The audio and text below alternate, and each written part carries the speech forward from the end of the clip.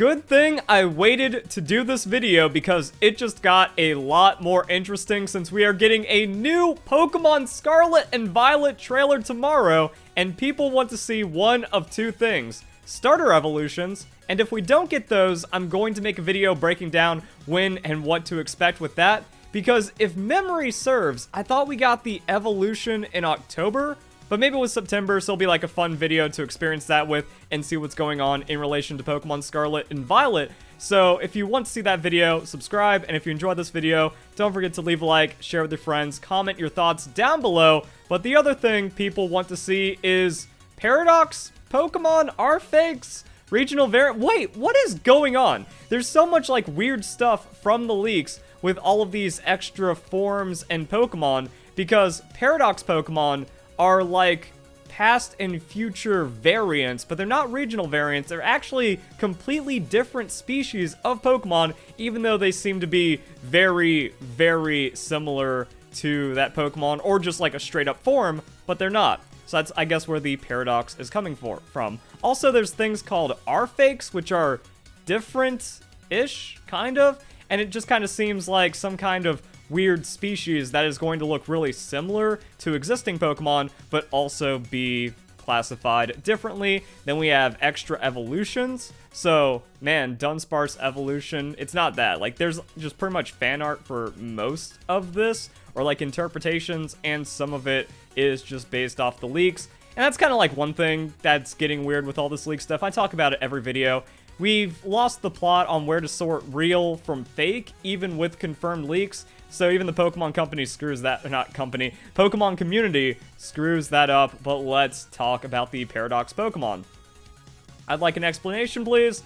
It'd be really cool if we got like a lot of details, and it seems like the next trailer is the perfect way to do it. Let's talk about some of the Pokemon. So Amoonguss was the first one that was leaked, and that's what we got. And at first you're thinking, oh, regional variant, but then it's like a past regional variant, but then more information came out about Paradox Pokemon, and it's not quite that. So this art is actually pretty close. This Jigglypuff is effectively just kind of like a trace of the leak that we got, and everyone's just talking about like Vampire Jigglypuff because it had like a weird mouth and it seems like fangs, and we don't know what's going on with that. So that's going to be interesting. As I've been talking about with these kinds of videos where I'm breaking down like the decks and the leaks and stuff, it all just kind of comes down to competitive and what this means for terastallizing.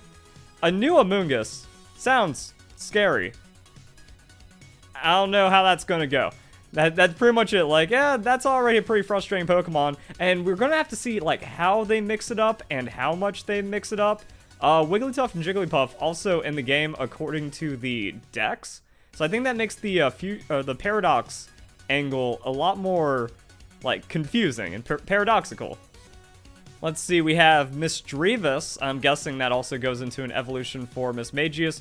Volcarona and Salamence being new ones coming out from quote-unquote leaks. I think some of these are coup, though, so I'm not going to give them any credibility or trustworthiness. Volcarona, bug fighting. Well, terastallizing kind of breaks open Volcarona to where there's going to be a lot of nasty and cool combos, but you only get one terastallizing, so maybe you run Paradox Volcarona, again, which is a different species, but if it plays very similarly, then you can save your terastallizing for another one, and then swap out for the different Volcarona. Same thing on the Salamence. Dragon Dark, allegedly, so we have like Hydreigon, but different, but pseudo-legendary, but shenanigans. And it's weird that Metagross isn't in, but Salamence Paradox, if that turns out to be the thing, plus the regular Salamence evolutionary line is going to be in. So I'm wondering what the angle is here. And in a weird way, this kind of feels Mega-y. Now, it probably doesn't just get plus 100 base stats, but a way of like revamping and revisiting a Pokemon, but not keeping it exclusive. That was the cool thing about Dynamax. That was the cool thing about regional variants, where it's like, oh yeah, you can Mega Houndoom, but that's not going to salvage the Pokemon, and everyone's running Charizard instead.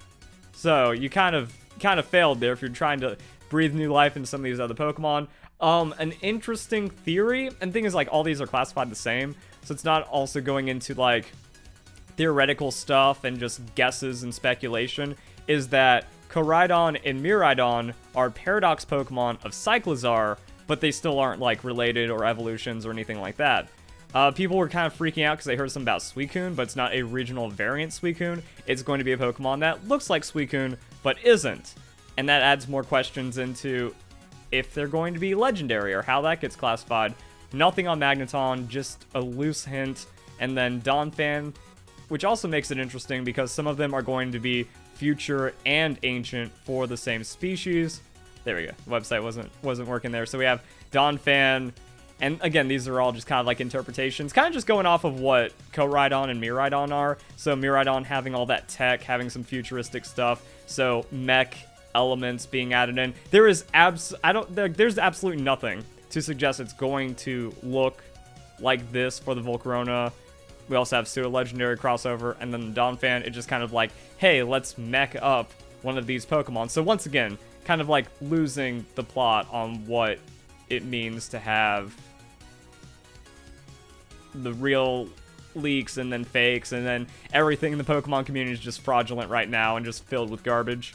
One of my friends, he hit me up, he's like, yo, Pokemon Scarlet and Violet's looking cool, that Anubis Pokemon's gonna be hype. It's like, what Anubis Pokemon? And then he linked me a clickbait fake leak video, and I'm like, oh, cool, so it's getting out to the masses, but they're believing complete garbage. That's just made up. It's unfortunate, but that's kind of where we are. So Hydreigon getting it, Hariyama, Gallade, Delibird, and like, see, this is where the thing is, like, we saw the leaks for a couple of the Paradox Pokemon where it's like, these are hard confirmed, and now the other ones are just getting too weird and hard to speculate off of because we are getting detached from potential, like, what the potential is. So it's actually kind of hard to speculate, going, like, reverse engineering that back into what could be real, but just kind of going off the names. Donphan, like, does Donphan need any kind of revamp like that? It kind of gets picked competitively, even though it's not really recognized anywhere else in Pokemon, and it's just a sacrifice Stealth Rock's lead. But what else can you do to that Pokemon? And also some of these other Pokemon where it's like, Suicune's already a fan favorite, Virizion legendary, so it has some weight behind it right there, and then pseudo-legendaries and Volcarona, it's like, okay, now you're just trying to be Mad Lads, aren't you, Game Freak? You just want to take some crazy stuff. Then Delibird, Hariyama. I don't think Gallade needs much, but would be interesting, kind of like cross that up with Gallade, and since we already seen it and have it, and then there's like an extra Pokemon with the Gardevoir evolutionary line. So naturally, Ancient is going to be Pokemon Scarlet, Future's going to be Pokemon Violet. And I think we're going to get a good amount of what to expect with the trailer tomorrow. If we don't get any of that, then things are even crazier, because yeah, there's like other regional variants. Tauros apparently has like a bajillion forms. That's really all we've heard about. So there's a lot of opportunity to get a reveal of a Pokemon that hasn't been leaked or teased yet, even though it doesn't really feel that way, because it feels like a lot of the game has been vaguely explained in some kind of way. And then also cross-gen evolutions. That's going to be hype. We saw the picture for Girafarig. There was also the image of the evolution of Palmy. That's not a cross-gen evolution, but I'm wondering if we just get that reveal before the game comes out. And then I thought Primeape was a regional variant, but not an evolution, so that's actually cool. I like the idea of adding in to get a third evolution of a Pokemon that also doesn't have like any split evolutions or anything. Now, Bisharp is already terrifying. So Bisharp evolution, that sounds very disruptive for competitive. How do you get away with that? Unless, like, how do you get away with that? I was thinking, oh, unless they do something like Scizor or Scyther where they have the same base stats. But then I'd imagine the Pokemon is so detached. Like, it's an upgrade of Bisharp. It's not like, oh, Bisharp just becomes Bisharp-ish. Dunsparce evolution is always interesting. This is like one of those things where I have to be dubious of the leaks. But huge if true, and not that, oh god, please no. Now, with the awful direction of all the Gen 9 Pokemon, they're going to butcher my boy, but I can still run Dunsparce because Eviolite. So my Dunsparce strategy just gets a million times stronger. Technically 50%, but multiplicative returns. And then I think it's actually going to be cool to have like the Ghost, like Mountain Hermit Primeape. If the design is done in a really cool way, then yeah, actually this evolutionary line isn't dead anymore, and maybe it just gets really cool.